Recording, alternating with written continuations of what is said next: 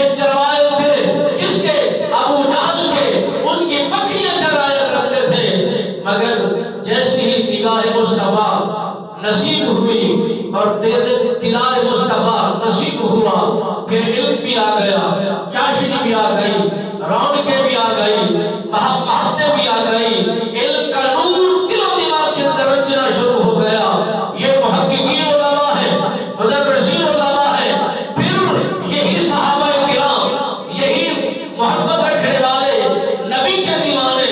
یہی مصطفیٰ کے چراغ بنے، یہی ستارے بنے، یہی روشنیاں پھیلانے لگے،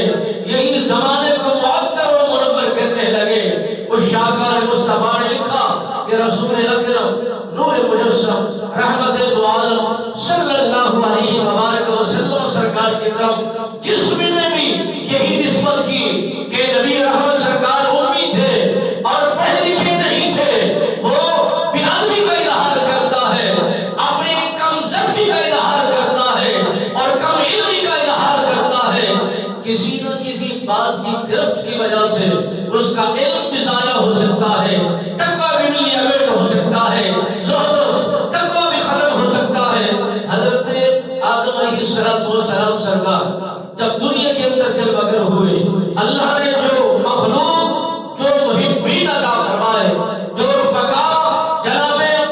ابو البشر حضرت آدم علیہ السلام سرکار کو عطا فرمائے، وہ علم کے پہاڑ تھے، علم کے مینار تھے، علم لدنی رکھنے والے تھے، علم میں ان کا کمال تھا اور مہارت میں ان کی کمال مہارت تھی اور دنیا میں ان کا نام بہت اونچا تھا۔ حضرت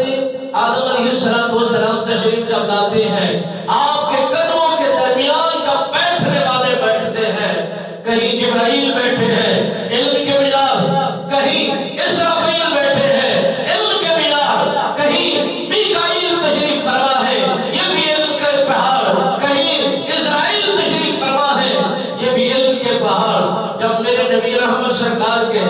پہلے آنے والے جتنے بھی نبی آئے، رسول آئے، پیغمبر خدا تشریف لے آئے، جس قوم کے اندر بھی جلوہ گر ہوئے، قوم پڑھی لکھی تھی، جان بوجھ رکھتی تھی، علم رکھتی تھی، دانشوری رکھتی تھی، ذہانت رکھتی تھی اور بہترین سلیقہ طریقہ رکھا کرتی تھی۔ ابو البشر حضرت آدم علیہ السلام سرکار کی جلوہ گری جیسے ہوئی، ان چار مکرم برگزیدہ مکرم ملائکہ کو دیکھ کر، علم کے پہاڑوں کو دیکھ کر، علم کے میناروں کو دیکھ کر آپ نے فرمایا رب نے مجھے بھیجا ہے۔ سمجھنے والی قوم لاجواب تھی، علم میں، سلیقے میں، طریقے میں، بیٹھنے میں، ادب میں، احترام میں بہت زیادہ اونچا تھی، مگر جب جیسے ہی جیسے نبیوں کا گزر ہوتا رہا، جن قوم جو قوم جس نبی کو ملتی گئی، ہر قوم کا طریقہ اپنا، ہر قوم کا سلیقہ اپنا، ہر قوم کا مزاج اپنا، ہر قوم کا سمجھنے کا انداز اپنا، نظام اپنا، مگر نبی رحمت سرکار کی جب باری آئی، رب نے فرمایا کہ ہم نے آپ کو جس قوم کی طرف